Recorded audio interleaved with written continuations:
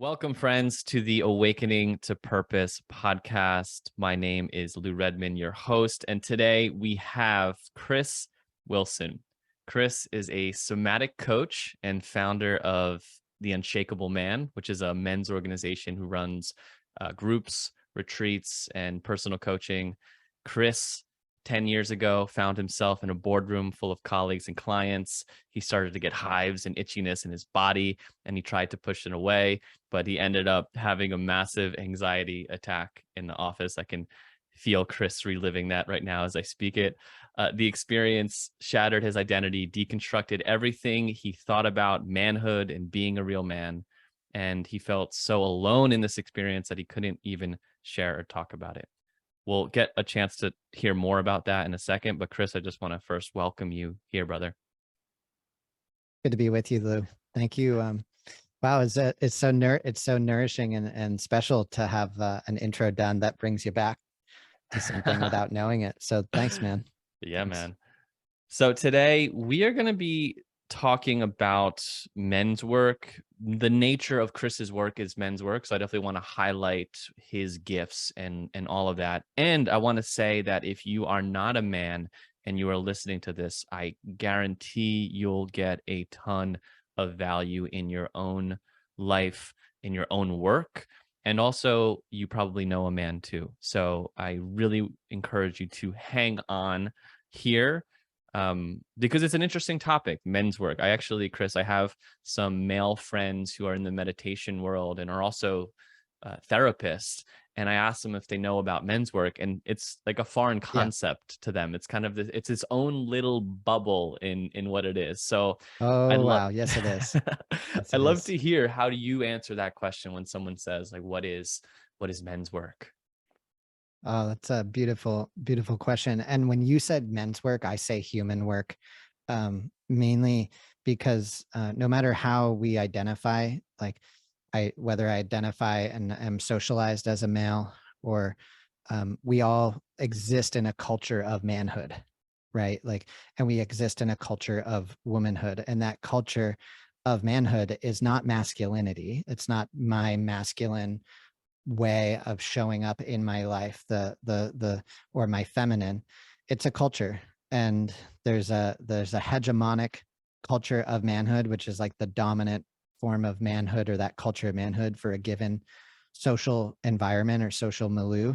So there's a different culture of manhood in San Francisco in the Castro than there is in New York City, right? Or in Boston, right? Or in Iran, right? Or right, like globally. And now that we have media, right, and we have this constant flow of information that's being sent to our eyeballs and our earballs through the internet, right, and TikTok and Instagram, right, that's saying, hey, this is, or Disney, right, through narrative and archetype and story, right, we are just shown, oh, this directly and indirectly, like this is how you are to be a man, and that is the man box, right? And what all we're doing is creating an environment. I think it's actually really dangerous. I feel tight. I feel tension on and in my body anytime somebody tries to describe or to define what it means to be a man, right? Like, because it's not what's nourishing and enlivening and empowering for anyone is to relate from my own perspective of what does it mean to be a man for myself, and to share that experience with another human being, and to, in a brave space, in a space where any and all emotions can be present, and in that process to become more whole, more fully expressed, more powerful. And it's just so incredible. It's enlivening work, right? And it allows us to show up in our life in a more fully expressed way. But it's yeah, I guess that's my answer for what's men's work. You kind of answered my next question, because it was going to be, how is it different than women's work? Right. And it's so, yeah. Well, I think one of the amazing things about men's and women's work, and I want to remove, um, I'd love to remove I'd like to just make sure we recognize that when we're talking about men's work and women's work, we are talking about people who are choosing to show up in a group with a group of human beings who identify or want to work with their identification with manhood, with being a man, gendered man, right? Or gendered female. Now, one of the things that it's very important to say is, like, this is how you identify. When you show up in this space, I'm not checking, right? And that's very important for non-binary, for the full expression of men's work, to be able to allow anyone who shows up in that space, like, that's how you're showing up in that space to work from your own expression of what it means to be a man. And what we find in there is that the structure of the group is the masculine, right? So like when we step into arrive in a space, to ground, to set agreements, to check in, I'd like to just skip a bunch of steps and say, like, that's the masculine, right? Like, we're creating a container that amplifies the emotional experience, whatever's in something to experience on the inside, which, let's just say, for the yin and yang, is feminine, right? Now, no, if I'm working with a mixed group, or teaching how to run a space with a group of women who want to run a women's circle, what's really amazing to watch is how, when they learn to hold the masculine, they learn to hold the structure, it amplifies their ability to hold the feminine, to hold the emotional experience of other women in the group. And it's the same thing. It's the same, like, it's the same beautiful opening experience. We feel it on and in our body. We step in to try to make people feel better. We realize, oh, wait, if I try to make this person feel better, I'm somehow saying that the way that they're feeling right now isn't okay. Right. And so the women get to realize, like, wow, I've got all of these different scripts and things that I've picked up that I'm unaware of.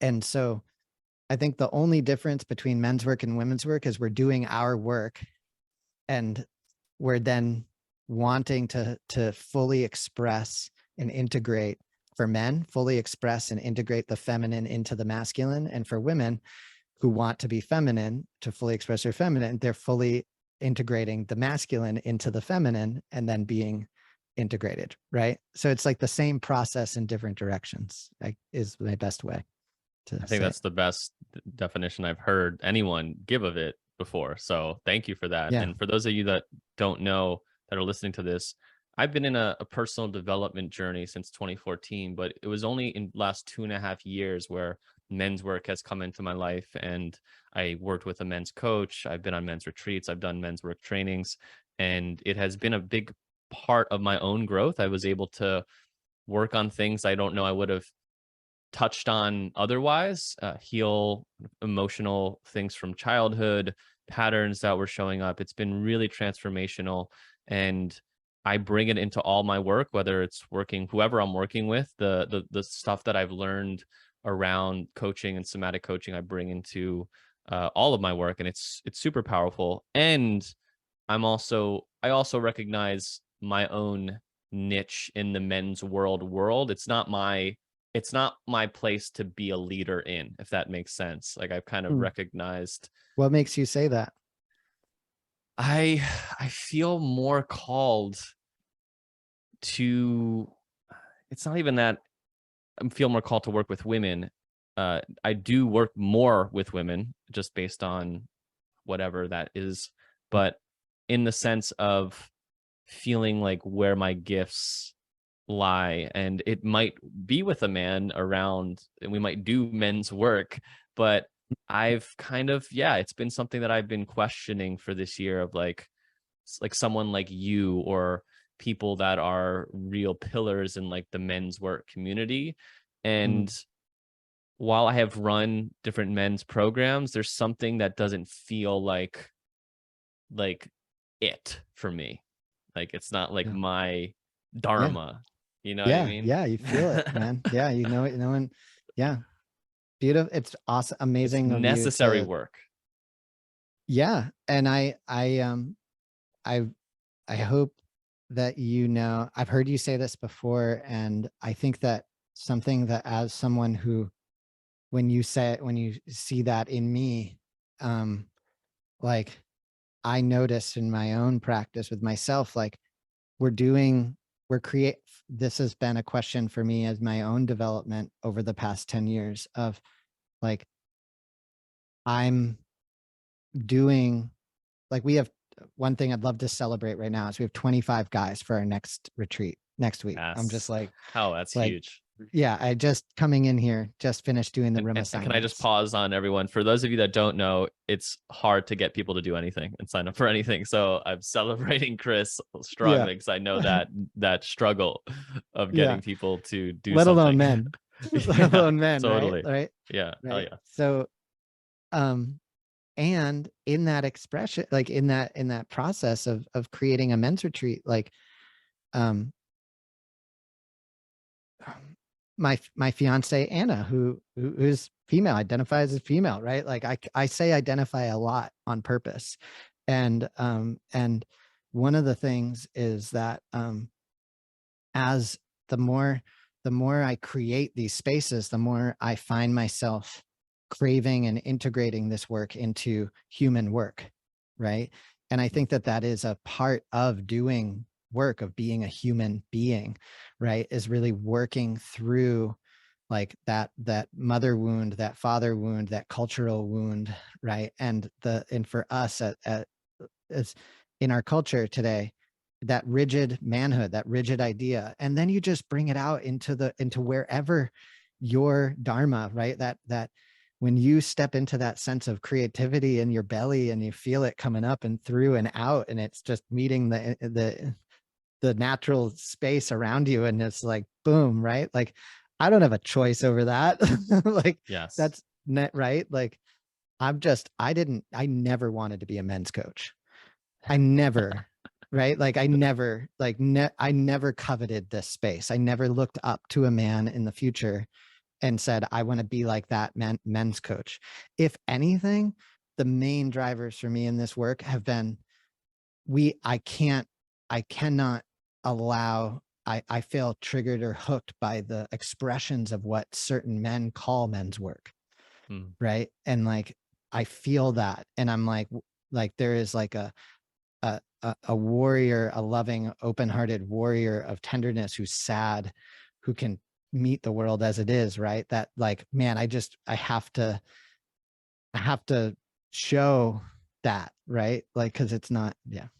Well, let's go there. You definitely don't have to name names, but who or what is it that you see in the men's work world where you're like, I think it's like this? Um, well, first I want to take full responsibility for my own projections, right? Like I am feeling anything I'm noticing myself being hooked by, um, is in me, right? And I'm and but at the same time, like we can discern for ourselves, like a sensation of, does this make me feel open or closed? Does this close my body? And um, and there is a very adaptive response for the man of shame, of being motivated by shame. Okay. And shame is the emotion which, from a constructive place, from an adaptive behavioral response place, said, if I told you what happened or what I did, I wouldn't be allowed in the tribe. Right. And so when we were in small groups and survival situations where it really matters to stay together, it's constructive. It helps us stay together. It helps me discern for myself, the behavior I'm doing is going to erode the tribe. Right. Like I took food from you, like that, like taking that food from you is going to hurt you. That's a constructive thing to feel, that shame. right?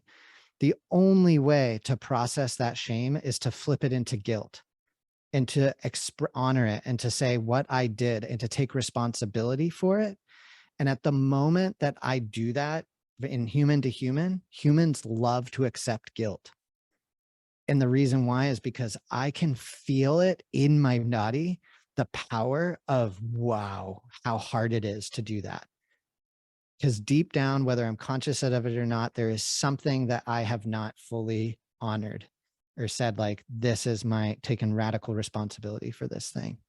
Now, when we bring that out into the social milieu of like the blogosphere, the internet, and we like create our art and we bring our art to the world, like it really works to shame guys into being like, show up, like do the work, man, like do this, like harden, right? Like push through, right? Like man up, right? Like, but it's not, it's very important to me to say that like this expression that I'm making right now can look the same. Like it can look, they can literally look like the same thing, but it's how it's the use of it, right? It's how it's being wielded, and you feel it, you can feel it. And once you start to discern into it, and I'll just give it a clear example in a men's group. Okay. This isn't calling out anyone, but this specifically happened in a real scenario with a men's work facilitator. And afterwards I went and talked to him about it because it to me, it was a discernment of right or wrong, right? We're in a circle, 25 guys, one man, I'm anonymizing this, right? One man didn't do the stretch that we had all committed to doing a stretch. And one man chose to acknowledge out loud that he didn't do the stretch. I mean, he said it in the group.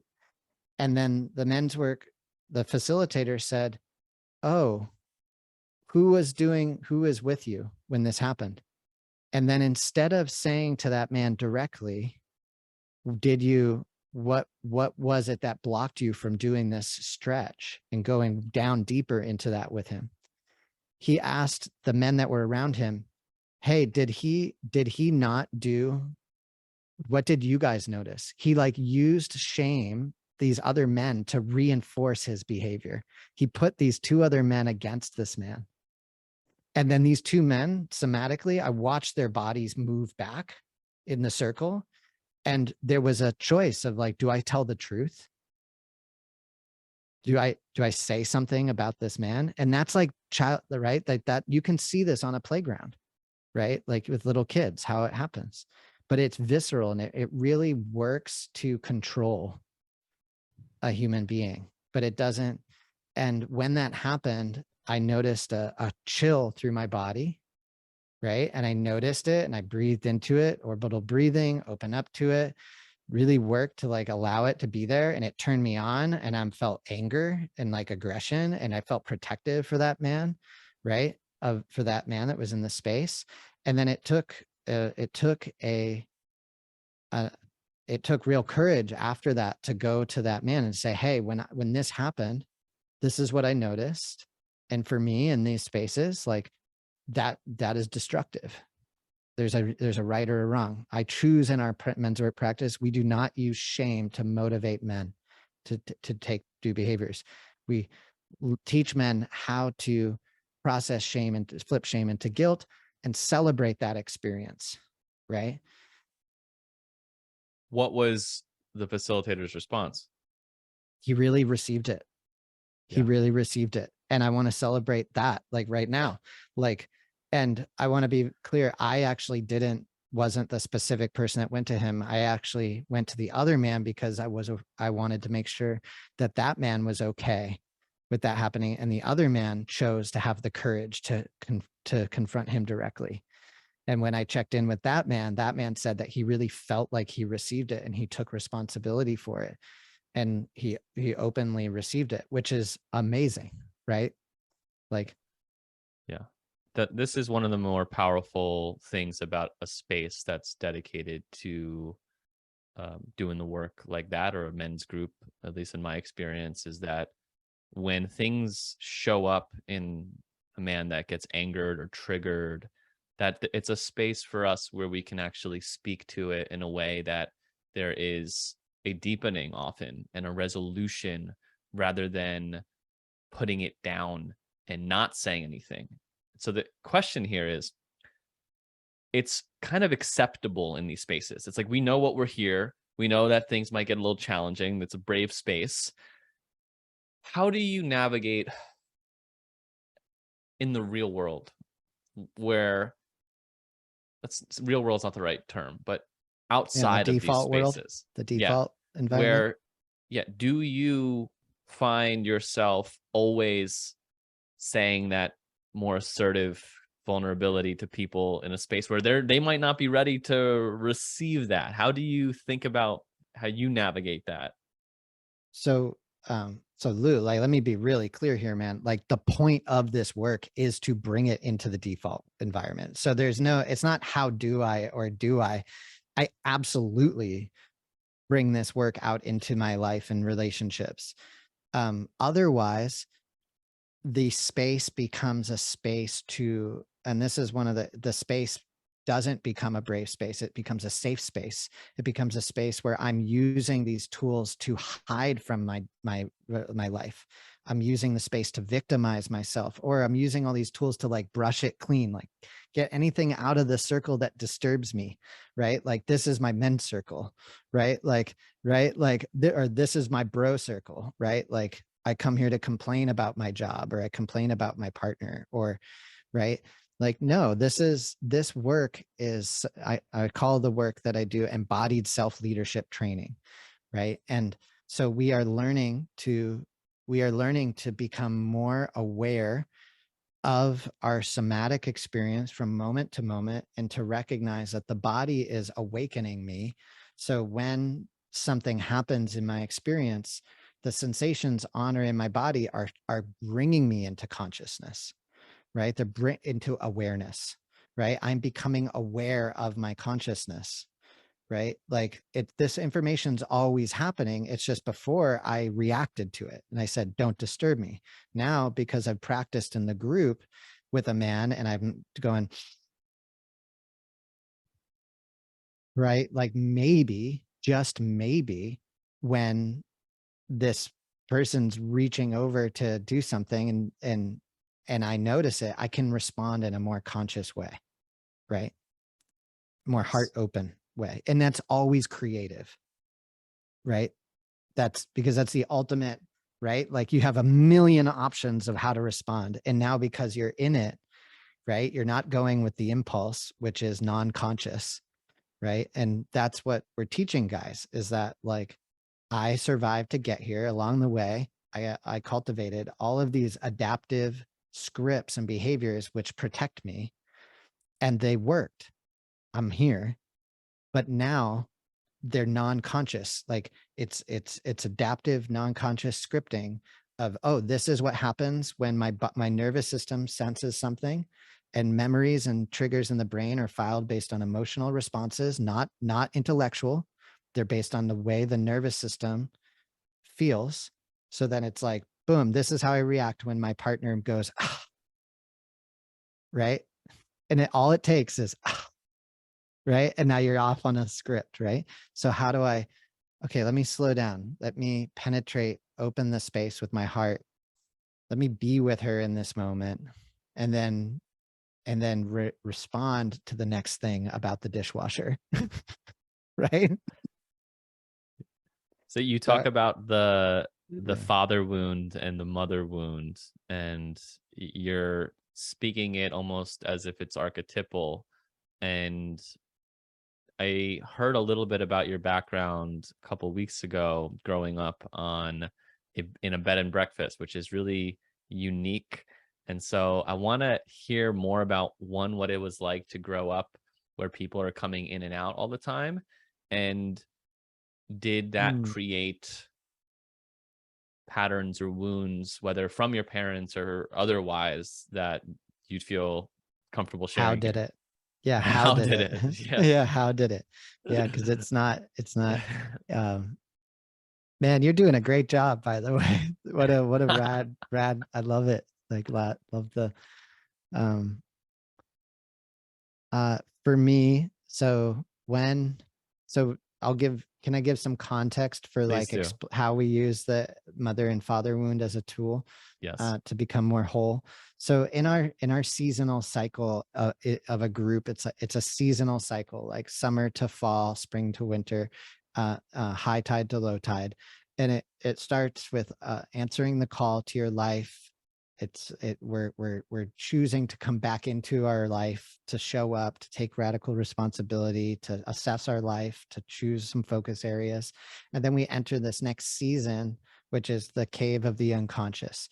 And in order to take on this like shadow mission, this mission of like, I am going to choose to show up in my life in a more empowering way. And there's something that happens in that answering the call. And what it is one of my favorite ways to show it is it's like a Chinese finger trap, right? Like if I if I try to only think positive things, and I just want my life to be filled with positivity, I will inevitably become that will inevitably become toxic, right? Because I'm saying don't disturb me. I'm trying my best to just focus my energy and awareness on things that are good or things that feel good, which means the environment's going to constantly be like, right? But if I say I am aware that there is all this stuff that I'm unaware of that's underneath, that's just bubbling up, and I'm going to choose to respond to that stuff in a more empowering way and to do my best to open to it. In the process of opening to that, that's the shadow mission. That's saying I'm taking on this mission in my life, right? So now when I do that, I will inevitably be called upon to find my golden mission, right? To find the things that are just right. Because in that decision, in that creative explosion of chaos, right? Like you find what you're good at, right? You find your innate creative abilities. And so to do that, we need tools. We need these creative tools that act as objects to place a finger on a place inside of us, right? Like, and one of those tools is exploring your mother and your father wound. It's not saying I am wounded. It's not saying I must be wounded or messed up or my parents were bad or good. It's just being like, how was I? Right? Like, what was my relationship like with my parents? And sharing that in the group, with a group of other men. And then in that process, other men, because you choose to be open and more vulnerable, they get to be like, wow, my relationship with my mother was totally different. I had no idea. Wow. Right. Oh, I had no idea that like that was even a thing. Right. And now my work places a finger on a place inside you, and you feel inspired. You see your life in a different way. And so when you ask me about my father wound, or for me, it was like my dad could do no wrong. Like my father was it and is like I was so lucky as a young man to live. I just felt like tingles down my legs, like goosebumps. Like I was so lucky to have a father who chose to leave his corporate job to creatively like renovate buildings and like live his dharma, like make build like break down walls and fix toilets and make beds and start a restaurant and right and deal with all of that in front of me, right? Like my little brother and I would sit and eat breakfast while he made breakfast in the morning for 32 people before going to school, and we would feel how he was feeling, right? Like I could feel his nervous system, and I didn't know that, right? And yet for me, um I unconsciously learned that that's just like how you live your life. That is, meaning I picked up that to be that, and I'm going to say to be a man, but to just be that, the full expression of that meant you better work your butt off. That's it. Like all the time, family farm. Like there is no such thing as a job. It's life. Right. And that was like an anxiety, like a constant, like, do you have a job? What are you doing? You're sitting still. There's laundry to pick up. Right. Like there's no such thing as sitting still. Right. And that it was a huge part of, for me, in my exploration of that, of like, I as a human being, like I'm not doing anything wrong to be still with myself. Like I am allowed to walk out on the street and go down the street and lay on the grass and feel the grass beneath me. And that, for me, I can cry.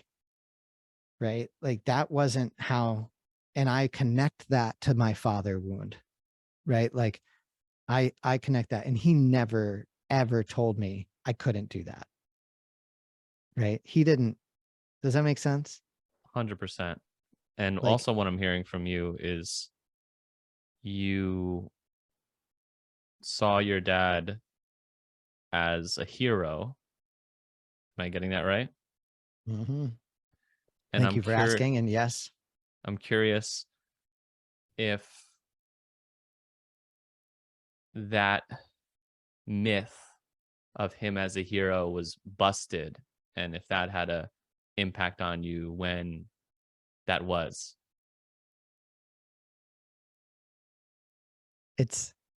it hasn't been busted. Amazing. I was gonna say if Yeah, it it was hasn't been busted. busted. No, if Go anything, go, it's Mr. Wilson. softened. Yeah, it's softened, man. It's my um it's it definitely busted. It definitely shifted. It's more that it integrated into being like a flawed, his own person, right? Like I've um uh everything about my relationship with my image of him has become less needy, less, like, even the word competition doesn't fit, right? Like it doesn't even, like, I don't think that there was ever a direct competition, but this is the, like, this is what we do in the group, right? Like this is, we relate to our relationship with the idea of our father, right? I'm not actually seeing my dad. I'm relating to my relationship with my idea of who he is. And then I get to see him. I get to really see him, right? And I get to, my relationship with him got to become much more dynamic, and my own choice in that was there, right? Um, but then with my mother, right? Like that helped me see my relationship with my mother wound. And for me, the thing that fueled that hero with the father wound was that I had um, my mother had mental illness and borderline personality disorder. And I think even now, even to this day, like that is a huge, it was a, I mean, that shaped me, right? Like that the need to be protected from another parent by my father, and not being aware of how that protection was happening until later in life, right? um and that, and so it's just incredibly nourishing work, right? You see it in everything. I see it now for the mother wound, for me, is in, like, um my tendency to feel like, to not know, I had no concept of what it meant to not do the other person's work in a relationship. So notice how I even said that. It's like so backwards. It's like to not do the other person's work in a relationship, right? Like I had such an anxious attachment style of checking on my mother to see if she was okay. I learned that something bad would happen if I didn't check on her, right? And that lack of that constant anxiety was so present that for me, again, settling into that, like realizing that a healthy relationship, after an argument, it's totally okay to take some time with yourself. You don't have to go right back to the person in 10 minutes and be like, apologize or get them to apologize to you. Like I can actually sit with that on and in my body, and I can learn to be the primary caretaker for that part. I can learn to allow that to happen. I don't need to expect my partner to do it with me, right? Like she gets to have her own process with stuff. And that was learned in a men's group, right? That was learned by having stuff happen and then calling a guy from a men's group and having him be like, okay, well, what are you, it's not about her, Chris. It's not about what happened. What are you feeling? Where do you feel it on your body? What do you need? What are you feeling? Where do you feel on your body? What do you need? And you learn like, wow, fuck, I can actually do this. Like I can actually make myself feel better. And that's not a bad thing. Like that's actually a beautiful thing. Because then you come back to the art, to the relationship whole, and you're like, oh, like I thought I still needed to be angry. Like I'm not angry, right? And you can have beautiful arguments, like actual arguments that like are constructive, right? And as I grounded into that, she was able to become more feminine, or she was able to express her femininity to me in a much different way, right? And to relax in areas of our relationship that are only beginning to flourish, right? And to me, that's love. That's what love is, right? Like that's what I think people mean when they say you fall in love over and over again. Mhm. Do you have siblings? I have a little brother. Yeah.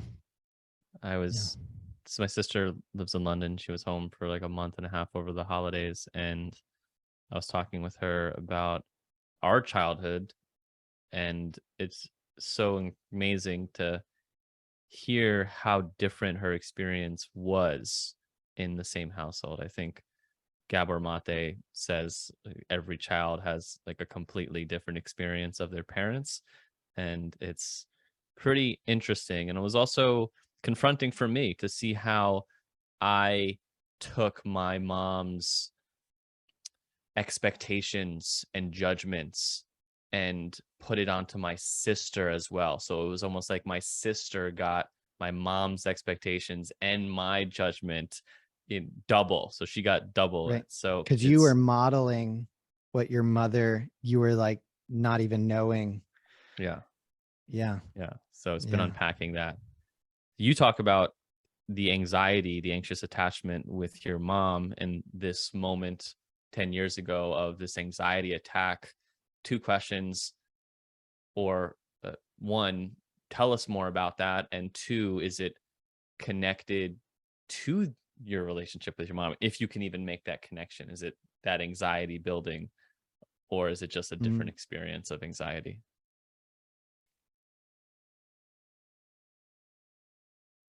Um, I don't, yeah, the way I would connect it to my mother is not a way, it's not a direct connection of it's more of like an environmental connection.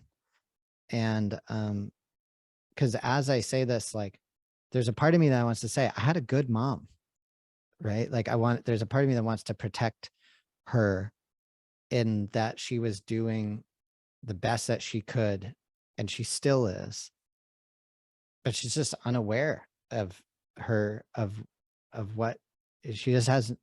And that's where I'm at now with it, right? Like right. But I think the for me, the beauty of the anxiety attack is that I didn't like I want to take like my own archetypes, my own placed my own archetypes on myself. Like if I was an athlete at a young age and I identified as an athlete and I had this whole persona around that of I race bikes or I do triathlons, and that made me feel safe, right? And if you had asked me back then, like, are you connected to your body? I would absolutely said 10 out of 10, I'm connected to my body. Like that's what I definitely would have said that, right? Like I got massages all the time on racing bikes on teams. Like I was took incredible care for my body. But now I know that what fueled the energy to do 100-mile bike ride 5 days a week and to live in a house with a group of 10 other 18-year-olds who are just riding bikes, right? That came from a subtle anxiety of not knowing where to put that energy of, and that came from an environment that absolutely was constructed by that space around my mom, right? And it was promoted by growing up in like a bed and breakfast, a culture, this like New England Protestant work ethic, right? Of like you work hard and like it's bad weather and you get out there and you like, right, you like dig snow and like, right, I don't own a snow shovel now. I live in San Francisco, right? Like I so when I say, I think that the anxiety attack was like I really tried incredibly hard to achieve and to structure, and that achievement and that structure and that trying hard was like rigid, and it really was promoted and celebrated by our culture, right? Because when you're winning bike races or you're winning sales goals, right?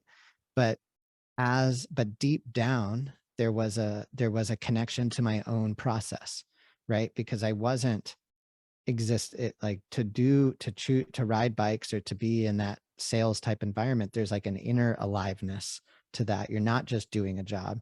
And when I achieved the thing that I thought I wanted, like I coveted this position, I thought I want to be at this place, and when I actually got it and the feeling inside did not match what I thought it would be, and then there were specific people in that environment who I coveted being like, and my body was rejecting them. Like I was being in their presence, and I couldn't deny it. Like to laugh at their jokes or to embody or show up the way that they were, I felt like I needed to apologize at times, and I wasn't, right? And so of course it comes out, right?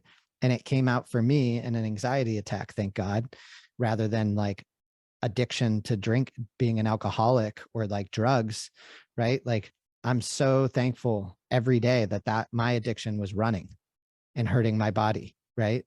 Like thankfully, like in that way, right? Because they're all the same thing. They're just looking for a way out, right? And I and so after the anxiety attack, that's what led me to this work, was sitting in being like, I don't know what's going on, but it's not that, like, I got to work on this. I got to find out what's in there, what's going on. Cause I'd never had hives on my body in that way.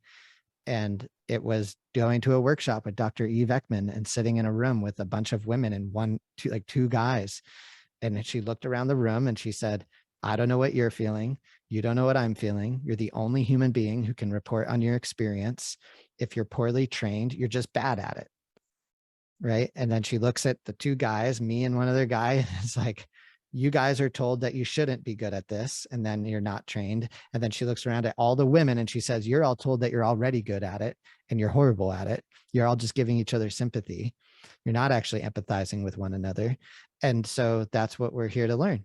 And then getting invited to go to a men's retreat was like, oh, wow, let's do this. Like, let's. So the show is called Awakening to Purpose, and that awakening comes in many different forms. And it sounds like this panic attack might have been in some ways an awakening to a more purposeful life. Now, when did you start realizing that as you were doing your work, like that you were going to start giving it back? And a dovetail to this question is also the word life purpose, especially in men's world. Like that's a big thing, right? To like, man with purpose. So Oh, I I rejected guess, that so hard for so oh, long. great. So yeah, riff on purpose for us, and anything else you want to share about like when was the moment of, okay, I'm going to these workshops, I'm going to these men's groups. Now I'm going to be a men's coach, right? Like Mhm. when's that realization? And you said before, I never wanted to be a men's coach. So Yeah. Yeah. how did this come to be? Um, well, for me, I didn't want to be a men's coach. I felt so I was working in I started driving Lyft as we all do when we are in Been that there. thrashing period, right? I thankfully I had all this savings so I could be creative for 2 years and just pay my rent and practice poverty, like live as cheaply as I could. And I met someone in a Lyft who worked at a program called Uncollege, which is a guided gap year program for high school students. I didn't go to college. I quit college. So I was like, can I come like talk with the students? Did a fireside chat and then ended up getting invited in to be a learner in residence and to live in a free dorm room with 100 high school students and to get to teach them social emotional learning workshops in the evenings and after school. And then all I had to do is get them to show up to class healthy and safe for their self-directed learning program, their gap year, right? And this was a for-profit program. And that introduced me to all these different kinds of coaches. And that's when I met Mike Sagoon, a friend who I invited in to be an instructor, to give a fireside chat like I had. And he asked me to do a mentor retreat with him. And so I said, yeah, sure, I'll do a men's retreat with you. Had no idea what that meant. Right. And then at the men's retreat was like, oh my gosh, I'm scared crapless. How did I get myself into this? I'm not excited. You're excited. I'm scared shitless. Your excitement makes me feel like something's wrong with me. Right. So I go through that whole experience and I positioned myself as the person who was trying to help him be a men's coach. I said, I love business. I love doing these things. Let me help you. Let me help you organize this. Let me help you structure this. And over 2 years of trying to put myself behind the scenes, really realized that like he and I were kept being in this who does what creative stalemate. And in that process, one day I said, I'm like, Mike, like, let me, I'll just do it. Like, I'm going to answer the calls. I'm going to pick up the phone. I'm going to book guys in. I'm going to be your BDR, right? Like, I'm just going to start booking and answering questions like, hello, this is the Unshakable Man. How can I help you?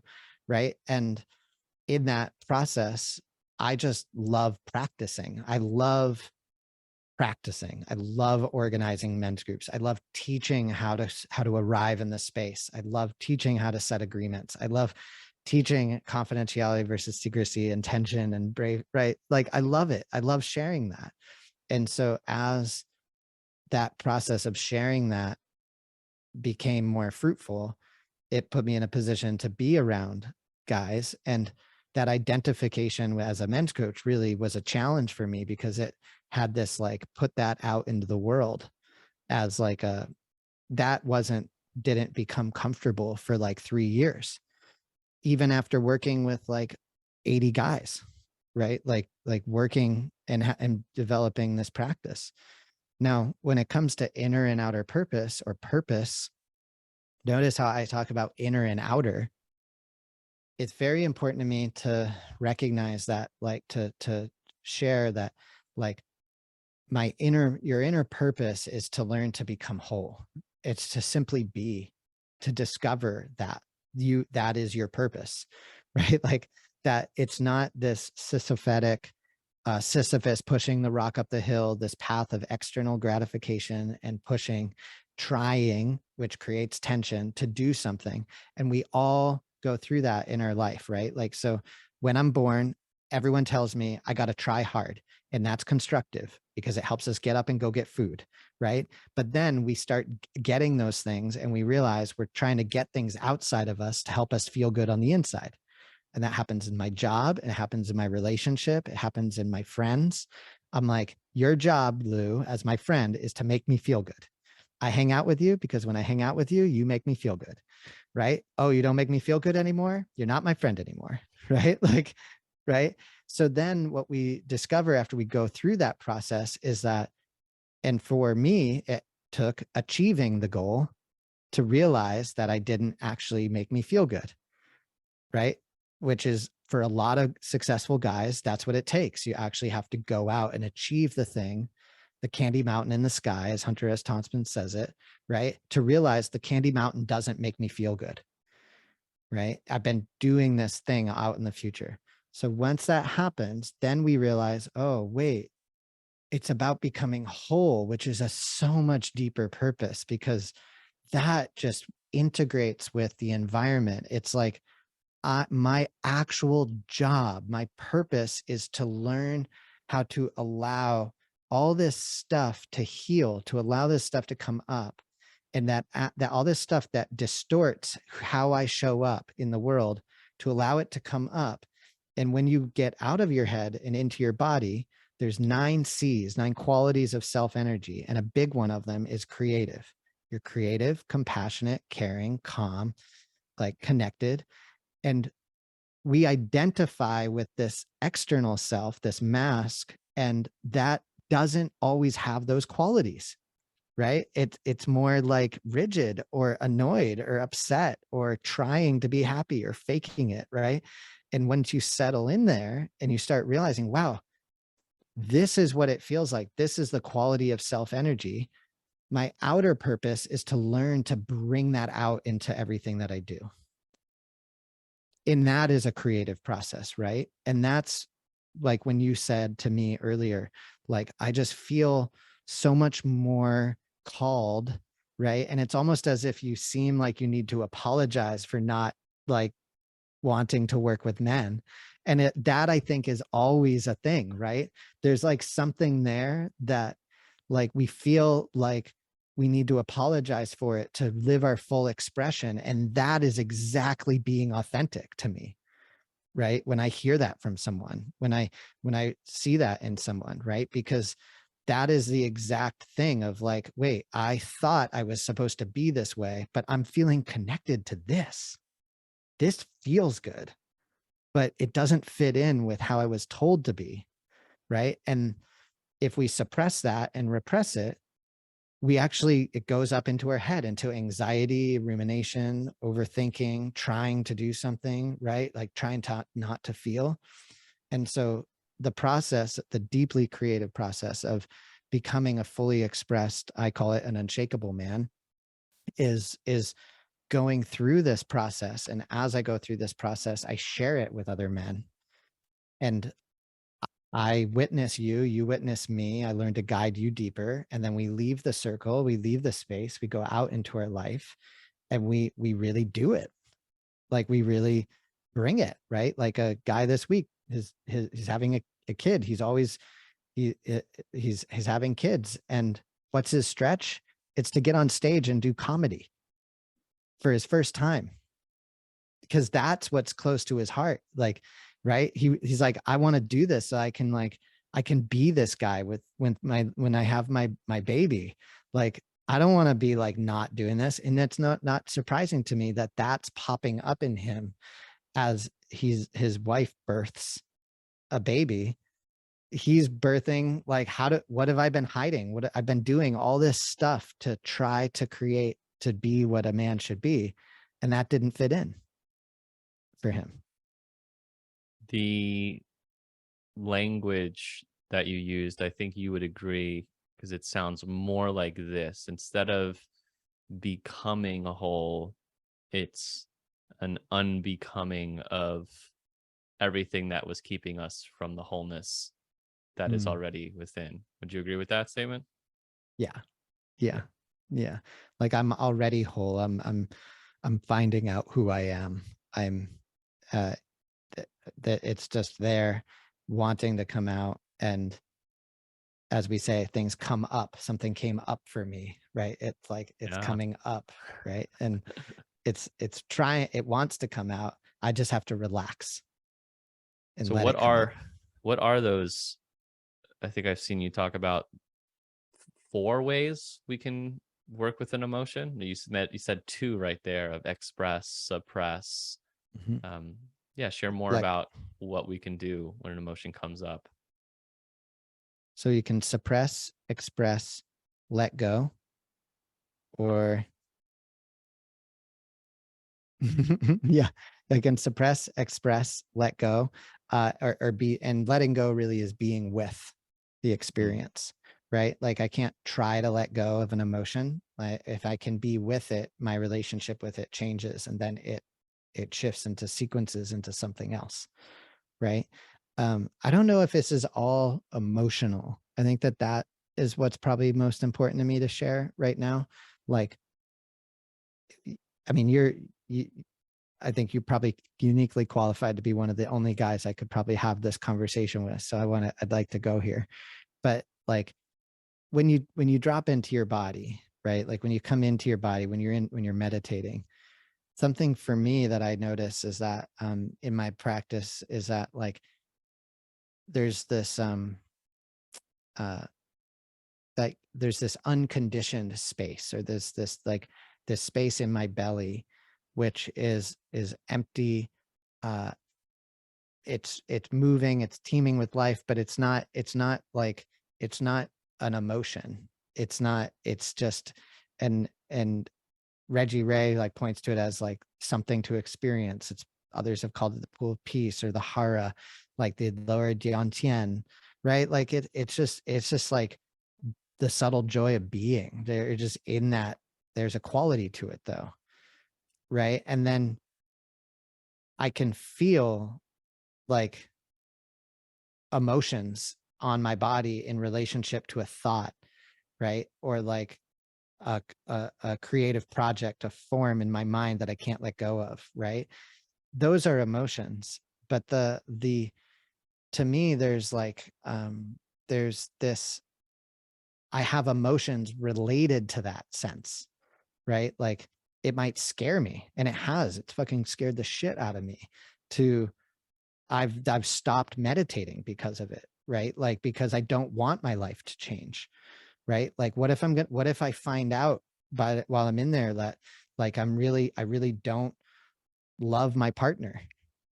Like I've been like, right? Like right, and that I had to work with that. I had to be like, wait, no, actually, if I fully trust, and I fully trust in what in my body and in that in its aliveness and that space, I can come back to my cushion. I can come back to this. And every time I've come back, it's helped me. It's helped me soften and see through things, confusions, like things that I didn't want to look at.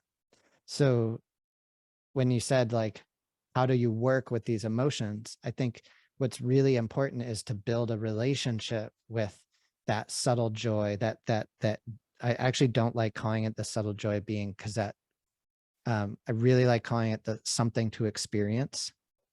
And the reason for that is because if I label it, it becomes that, right? And and so it's this something to experience. It's down in my belly. It's down below, like in the groin, in the hara, the root. And the more time that I spend there, in my practice, the more I come to identify with that, and the better I get at noticing when I'm not feeling that way. Right. And it comes up the lower back, up the central channel, up through behind the heart. And then when I'm feeling something, I'm like, ooh, wow. Like, and my heart has changed. Like the way my heart feels like has changed over time. There used to be like a spot up here that I could feel, and I never knew it. I thought it was a knot, and it drifted away over about a year, right? And like, and then it came back when I felt like some abandonment stuff happen with my old business partner, and I'm like, wow, what is that, right? And so um this I think is what guys in the men's workspace called mastering your emotions. But it's so important to me to be like, we're not controlling them. We're not, right? We're not, like, it's like this mastery is soft and tender and open, and then we notice ourselves getting rigid, right? And then we relax, right? We become more and more relaxed. And yeah. It's quite powerful, the energy in the lower dantian. And whenever in my practice has been more, I've been doing a few different practices, mantra based, some centering prayer, which is a Christian contemplative practice, and typically find myself awareness in the heart. But whenever I feel like I am needing some energy, I just drop down into my belly and like I feel the floor. I take some of those like belly breaths, and all of a sudden, like it's almost like you're digging for like there's energy right there. So And it's yeah, really powerful. yeah. That's the only meditation I do now. Not to Yeah. not to say that I judge or think any other one isn't like the way. I really came to a place where I was like, this the structure of teaching guys how to run a group, it started to integrate for me that the practice of pure awareness of the 17 points of the posture and learning to build that is literally the same thing in a men's group. Like, you're learning to create the structure of a group to have an empty space, to then learn how to be with what guys bring into the space. And when I realized I was doing that in my belly, and that's where I could return to feel that energy, like you just said. And I feel it like there's all these creative tools we can use with visualization and stuff.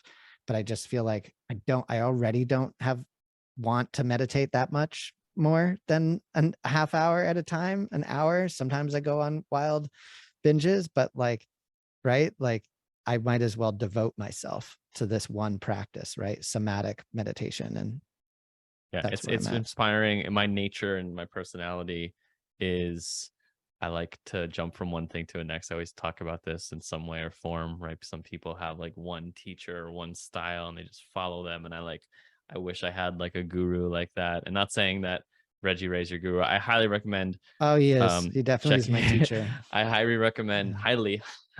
highly recommend listening to Reggie Ray's The Practice of Pure Awareness and going through all those practices with him. One, because his voice is just like butter.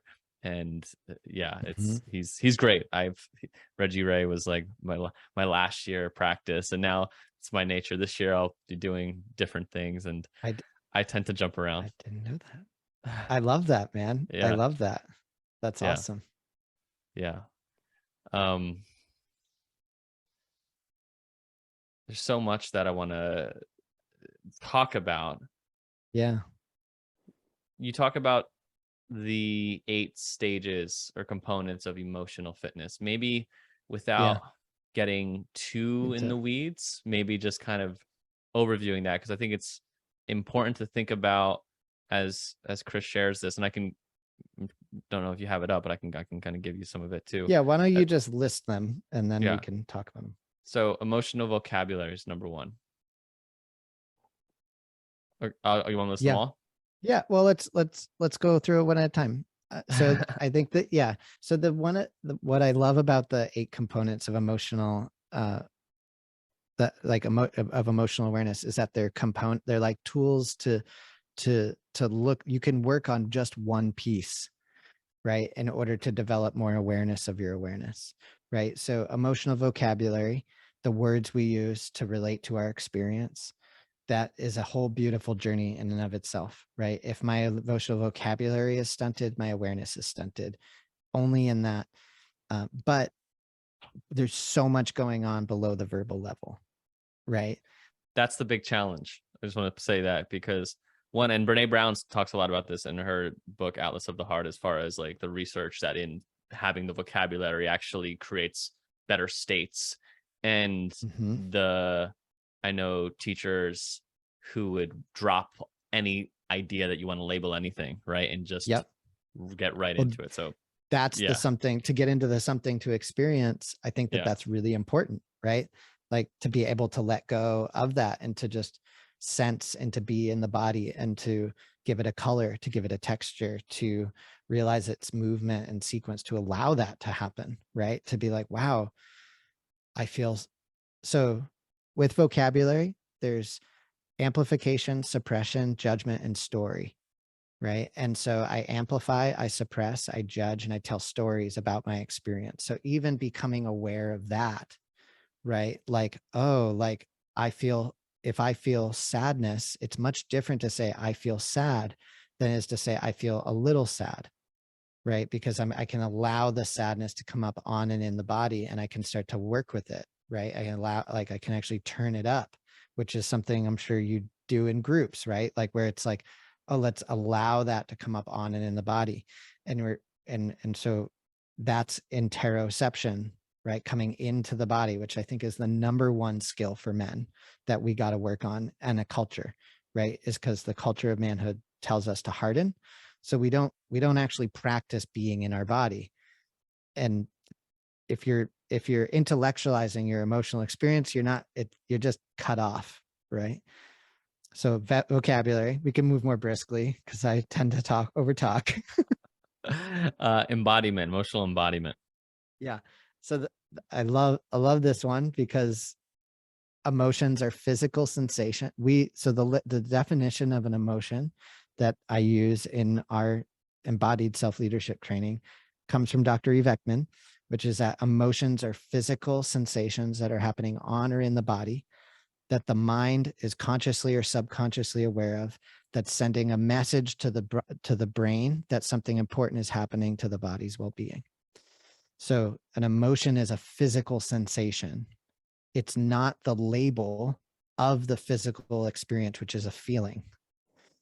So that right there with vocabulary opens up this incredible level of attunement, right? And breadth, because now that sensation that I'm feeling on in the body could be frustration or anger or, an anxiety or a stress, but anxiety and stress are weasel words that we use to hide from our emotional awareness, right? So if I overuse a word, then it all of a sudden starts to lose its affect, right? So it's like, oh, I feel tender, I feel rushed, I feel tired, I feel confused, right?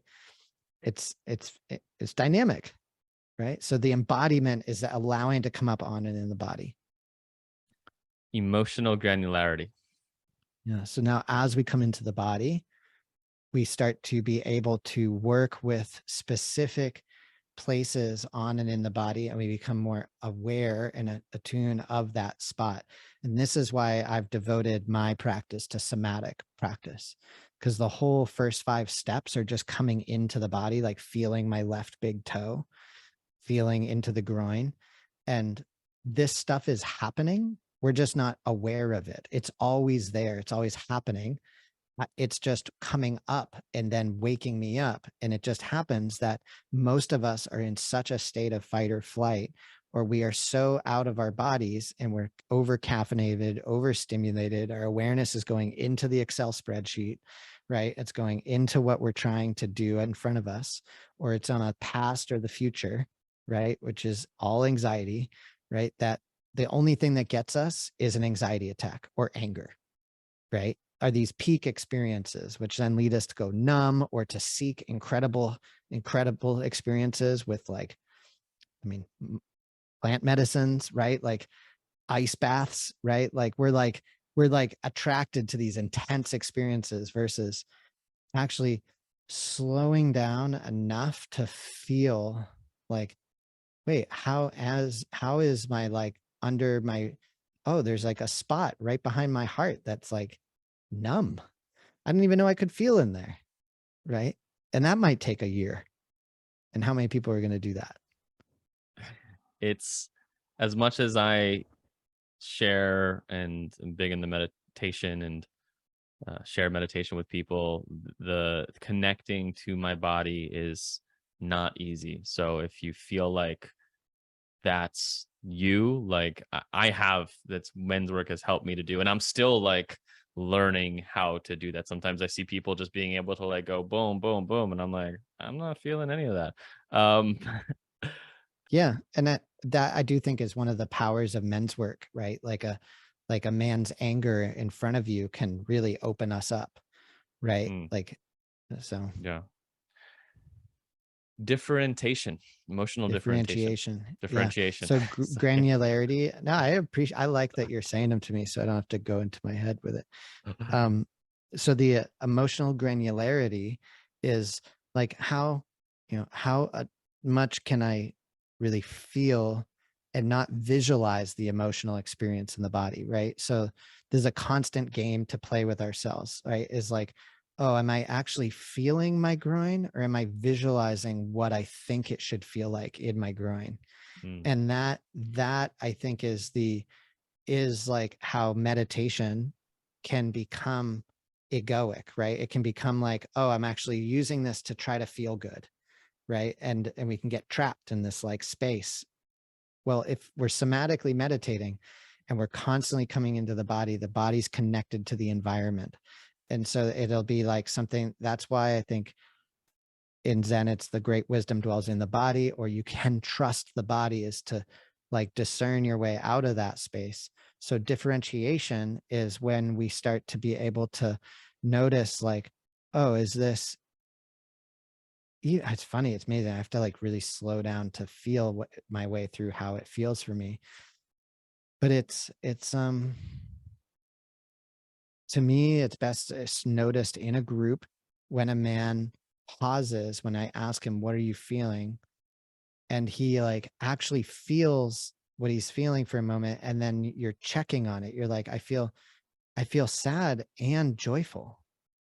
Like, wow, wait. And there's like this question, like, am I allowed to feel this way right now? Right? Like, and that's a differentiation, right? mm, beautiful. Emotional balance. So then we get into this next stage of as my practice develops and I have more of a spectrum of my acceptable emotional experience I'm allowing myself to have, am I think about this in terms of like a week or a month or a time period or a day, right? Like, is what is my quality of emotional balance, right? and and I think that that's a really beneficial thing to look at, to have a in your practice, right? I just did a human design reading with someone, with a friend, and it's amazing. Hillary Jackendoff, if you're looking for human design.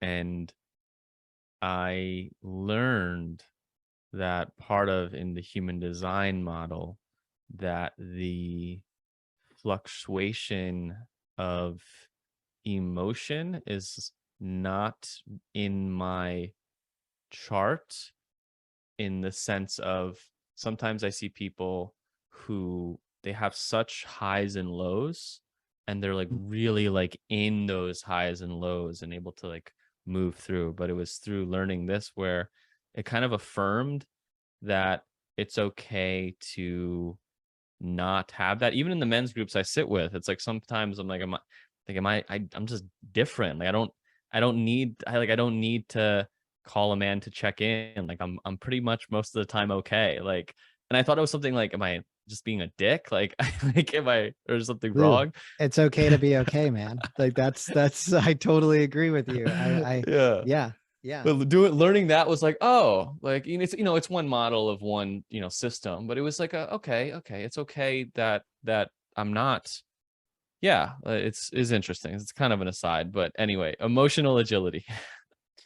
Well, I'd like to I do want to tap in on that emotional balance though, because in our opening experience, especially for guys, like in men's work and men's circles, it's almost as if we swing the pendulum in the other way, right? Like we leave the man box culture. We realize we have this group where we can let go. I can cry, I can release. And I think and anger and the healing of shame is such a unshaming and anger are so visceral. They're so powerful, right? And there's this quality of being like, I think it's like a I think it's like a first stage quality of like thinking like, okay, well, now that I'm doing this, this is what's constructive, right? Like to just always express and to show emotion. And then there's this discernment of other men who have moved through that, of feeling like a wall. I like to call it being rooted and open, right? Having a rooted central channel, yet heart open. And I think it's really important for certain men in the group to be able to hold that, because those men's nervous systems are capable of helping a man find his way out of that and into the next stage of development, right? Like when you said that, I felt protective of you, your judgment of yourself, of like, is something wrong? Like, should I be being this way? No, in my experience, that's the man who can sit there and be like unfazed, heart open. So you're not closed, but you're open. You're feeling it. It's moving through you. You're with it, but you're also like, okay, like now what do you want to do with your life? Like what's next? Right. And that, I think that that's the silent, there's nothing to respond to here that tells a man's body that I can be emotionally agile, right? I can express this, all of this can come up, and then I can actually ground. I can fall into the earth. I can regain myself, not fall into Lou, not fall into Chris, fall into the earth, right? Because otherwise it becomes like religious, or you start deitizing me. You think, oh, I need Chris Wilson to be there for me, right? And that's not what we're doing. We're teaching self-leadership, right? So it's into the ground, and then I can get up, and now I have some agility. Like I can I can bob and weave through this stuff, right? And I have some elasticity. And so that's what emotional agility is to me. It's not like the magnitude of the swings over a period of time. It's more of the, how quickly do I bounce back to homeostasis? I do think I have some agility, and I think it's also my love for being a performer in a sense of acting. I'm not saying I'm an actor in that way. I've done a couple plays in high school, but as a speaker, like I feel I'm able to tap in and not even have to be performance, because we don't, in a men's group, Yeah. it's not performance, right? It's authentic, but Yeah. to be in a group and to be experiencing, even let's just call it a breathwork session, like the range of experience that you can have, of like going from, crazy cathartic screaming to just being okay, laughing, like the ability to do that is quite cool. I definitely feel pretty comfortable in that. Awesome, Um, man. Cognition. Contagion, emotional contagion.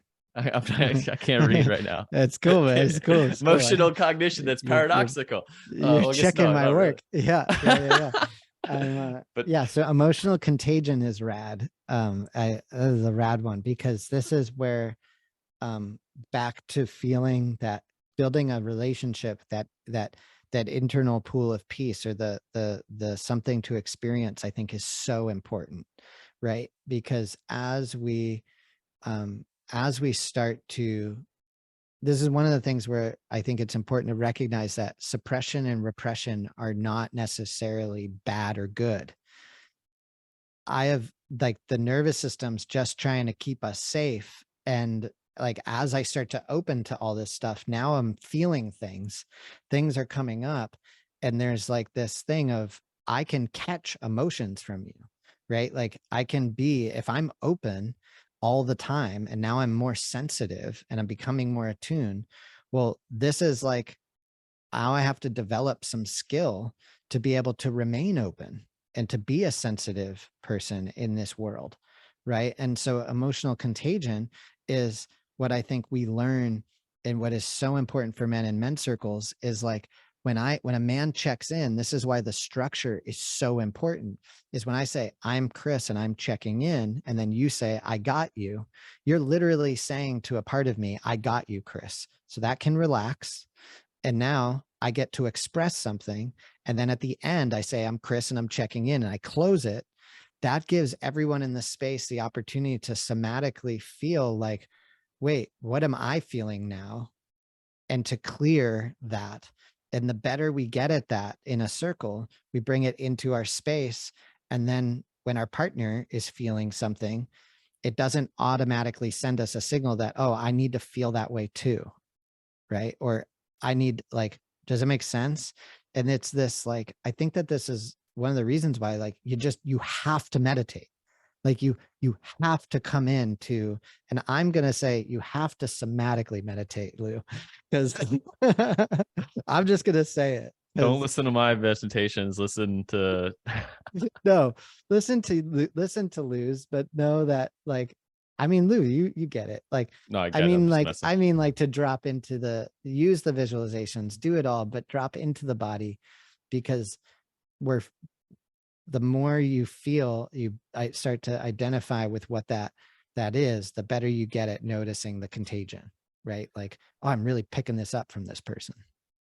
And I'll be authentic and transparent in saying that a lot of my meditations in a classical sense of what meditation is are not that. In a way, when we're thinking about trying to drop into, let's say, if you subscribe to a non-dual lens, and meditation is a path to move us into that non-dual state, then having a duality where you're having a vision of something, is taking you away from that. So dropping into the body in a way that obviously their awareness is there, but it's more classically meditation. And I think that's at least what I practice. And meditation for me is my art. So it's like my songs that I create, and I let it be what comes to me in that way. I So do really want to ask you a question at the end about your meditations, though. Too. great. All right. Last, a present state of calm mind, number 8. Yeah. So as we and this is very much related to that, right? Like so we have these 8 different lenses to work on our emotional agility, emotional contagion, right? Emotional vocabulary, and they're all, like, we could do a stretch for each one, right? Where a week I'm just going to work on my emotional vocabulary. For a week, I'm going to work on I'm going to notice my quality of emotional agility or balance, right? The contagion one is probably the coolest one in the group to work with, because, guys, you're really realizing, like, oh, I'm picking stuff up from the world around me, and I have a choice over how I respond to that. And then you can become a regulating resource to other people. And that feels great, right? It feels amazing to be able to be empathetic and open, and at the same time grounded and rooted in a present state of a calm mind, right? And I think when you talk about your meditations, this is something I would love to talk with you about more, but it's just like the different types of meditation, because I just want to learn more about other types of meditation. But in general, the way that, like, when it comes to a present state of a calm mind, the way I look at it with somatic self-leader or embodied self-leadership training is just that we have all these tools to calm the mind. And it's like, what creative tool just works for you? And then once you get the mind to calm, it's like you're dropping into the body. And it's like, ah, right. And then there's something to experience in there. And that, like, if we can find something to calm the mind, right? And for a lot, and so that's it. It's just like recognizing that, that, oh, okay. So this is the big one here, to, like, bring it all back, is like realizing that if I am in my head, I am less aware. And I think that's a huge one for guys, right? Like, thinking is not feeling, right? Planning is not being in the body. And then you start to realize, wow, the quality of my day, my experience matters. Like, if I'm ruminating, catastrophizing, planning to try to feel safe, it's all an anxiety response, right? And it's like permission to, like, actually enjoy your fucking life, right? To, like, drop into the body, and to be like, and to learn that you can let go of these behaviors that you've learned to protect yourself, right? And so the present state of a calm mind is, to me, like the warning sign. It's like, oh, my mind's not calm. Ooh, my level of emotional awareness is eradicated, Mm, right? Like, so important. yeah. So a practice to bring us to a calm mind that I saw and I loved, the name of it is very visceral and I think helpful. So I'd like you to share it briefly, maybe not, a full practice of it, and it doesn't have to be full, is the soup breath. Yeah. So tell Yeah. us about that. Yeah. I mean, we can do it. I love this one because it's so simple, but just go ahead and take a breath. Like you just walked in the house and you notice somebody's cooking something amazing. Like, how do you automatically breathe? Like, how do you do it when you walk in your house? I'm like, oh,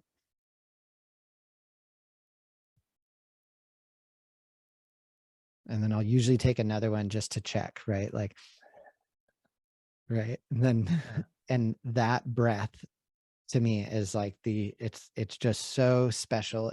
We're opening to receive the breath, right? And then on the exhale, we exhale over our tongue, like through the roof of our mouth. There's like a sigh to it, and that sigh response is triggers the rest and digest the trigger, but it really works to taste what you're smelling, to savor the air, right? And then there's basking with it. You kind of like bask in it. Mm.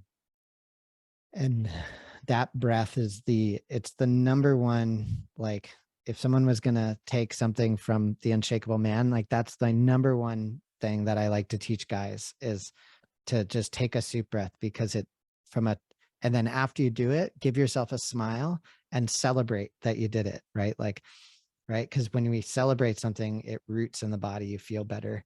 You feel good. That dopamine goes off. The habit gets created.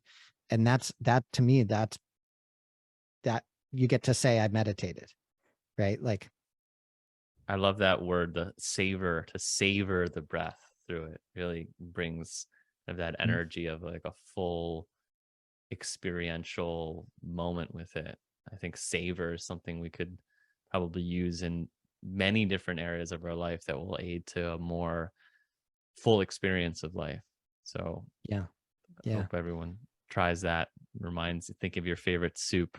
What's the soup that comes to mind when you first think of it? Like, is there like Oh, a flavor of I soup? don't actually think, I mean, I'm definitely a vegetable soup person, but just now I thought of Anna was reheating lasagna this week, and Ah, a veggie lasagna.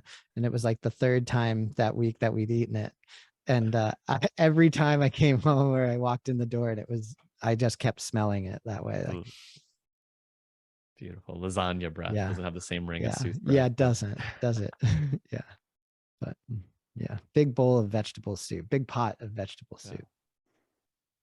Well, Chris, man, this has been a fun conversation. I don't know if you said you had a question for me. I'd be happy to field it, or we can Yeah, go into what you're up to now and where people can yeah. find out more about you. Well, maybe we can have another conversation about this, but I'm curious about I'm curious about how you think about, how you conceptualize your meditation practices, because it is such an art form, and I love how you talk about it being an art form. Um just because I don't get to relate, like I feel that with my own meditation practice, and I've really enjoyed, like that's how we met. Like, we met because you had a meditation that was about unshakable, said something about being unshakable. Oh, that's right. Yeah, the And Unshakable I Confidence like, course. Yep. I think I reached out to you and I didn't know Yeah. you at the time. Yeah. So the way that I think about it, and this is something I don't think about a lot, but I've been thinking about how I would teach someone, or not teach someone to teach meditation, but teach someone how to create meditations that are true for them if there's something that they want to do. So it's something that's one of the back burner of ideas that I've had for years now. But for me, it comes to an experience, and I use creating a song as a metaphor because you think of your favorite artist, that they're speaking emotion in that song that's like resonating with you in some way, where you're like, man, that's just, it's like it gave me what I needed. Like there's a connection. And that's how I think of meditation. There's an experience I went through or something I want to talk about, something that feels like it's coming from something that's true for me. And a way that I work through that is through finding a lesson in it and sharing it with people, sharing, hey, I went through this. I was feeling really like a lot of doubt, and I had this experience, and I came up with this phrase, all it takes is one.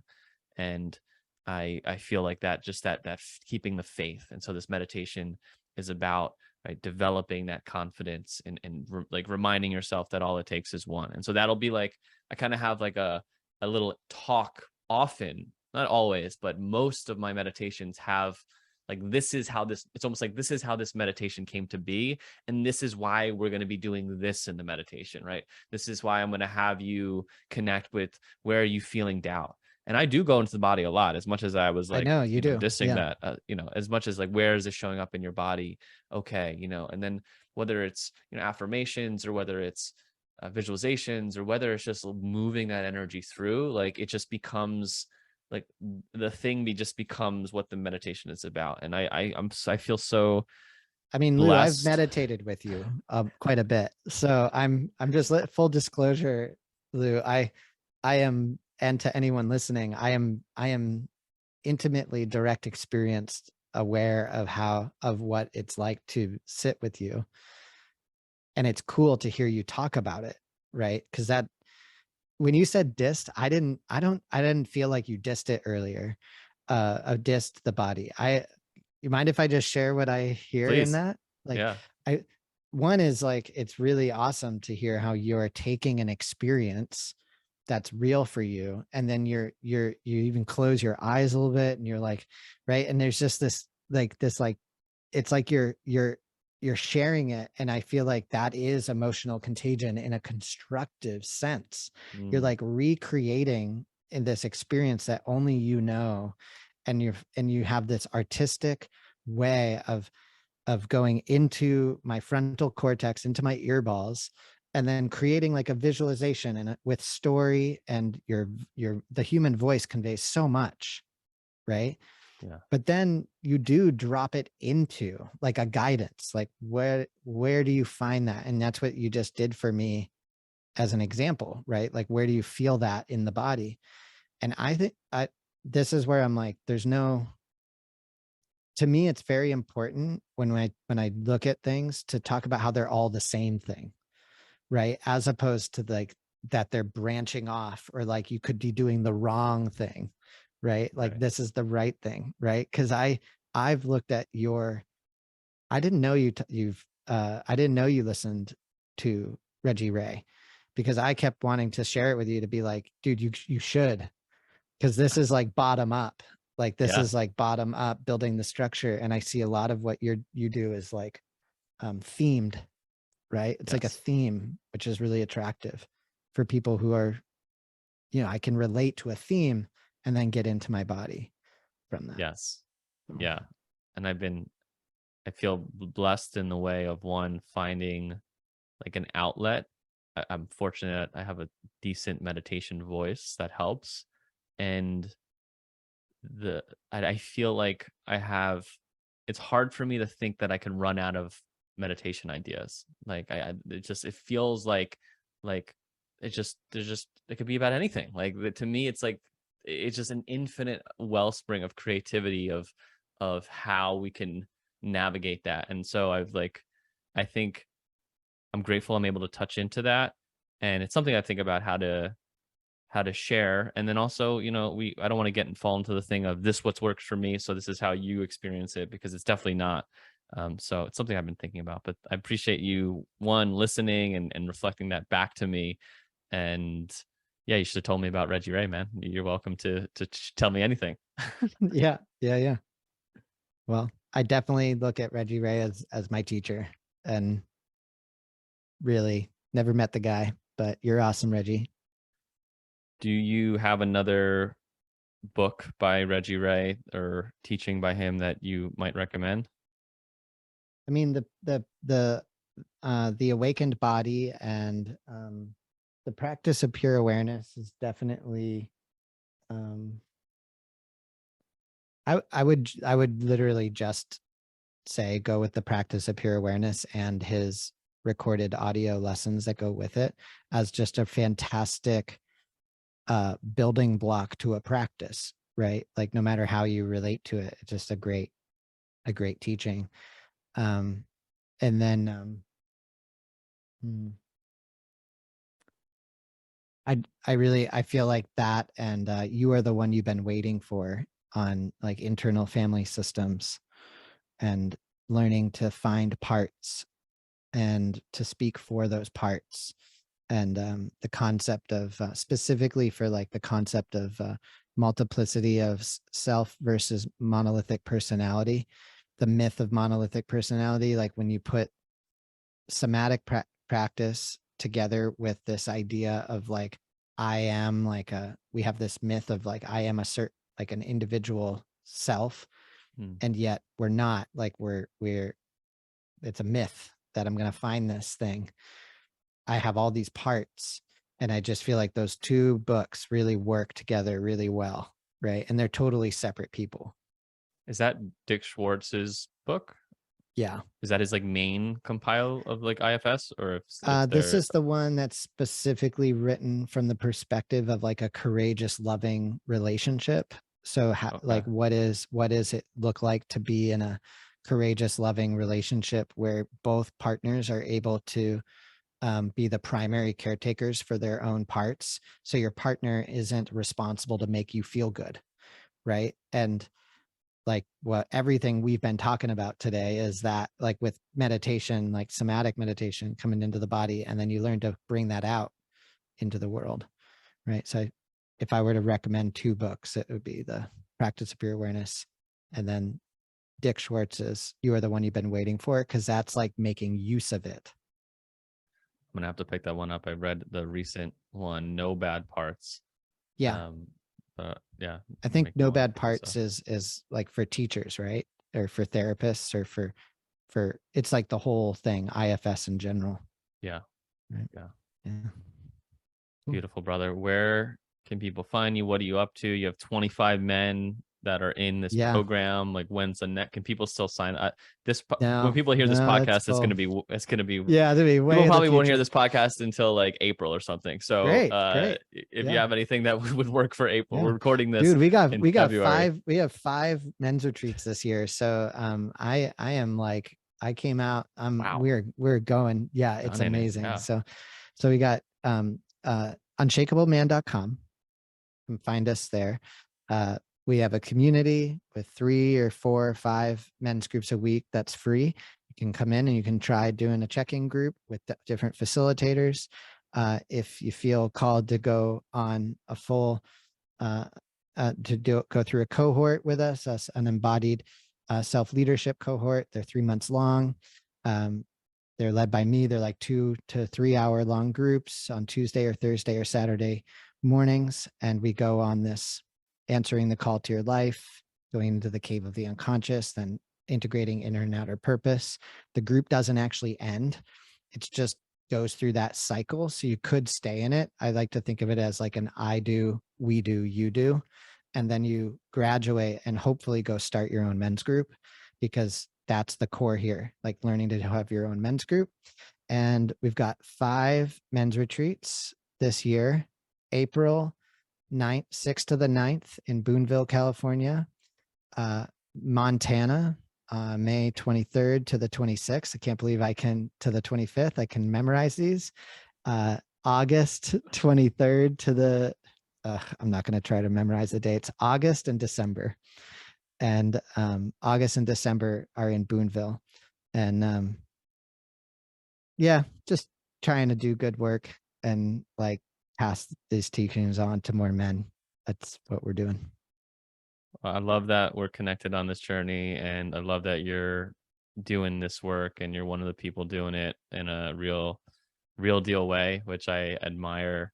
And yeah, man, I'm excited for you, what you got coming up this year. And I'm excited at the time when we can finally meet and maybe us and our partners maybe grab dinner together. I look forward to that. Absolutely, man. Absolutely. Me too. Thanks for All right, having me brother. on the show. Thanks, everyone.